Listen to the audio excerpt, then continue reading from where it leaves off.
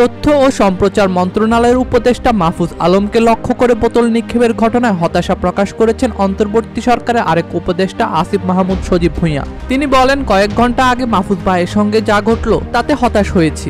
ভাই তো চাইলে পারতেন এটা মন্ত্রণালয়ের বিষয় নয় বলে এড়িয়ে যেতে। বুধবার রাতে সামাজিক যোগাযোগ মাধ্যম ফেসবুকে দেওয়া এক পোস্টে এমন মন্তব্য করেন উপদেষ্টা আসিফ।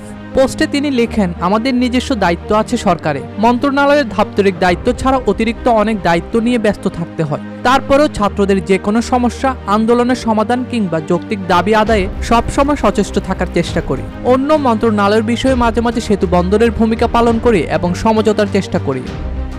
আসিফ আরও লিখেন, আজকে সোহরাওয়ার্দী উদ্যানের বিষয়টি আমার অফিসিয়াল দায়িত্বের আওতায় পড়ে না, কিন্তু দায়বদ্ধতার জায়গা থেকে উদ্যোগ নিয়েছি। এর আগে বুধবার রাত 10টার দিকে জগন্নাথ বিশ্ববিদ্যালয়ের শিক্ষক শিক্ষার্থীদের 3 দফা দাবির আন্দোলনের বিষয়ে কথা বলার সময় শিক্ষার্থীদের মধ্য থেকে উপদেষ্টা মাহফুজের মাথায় পানির বোতল ছুঁড়ে মারার ঘটনা ঘটে।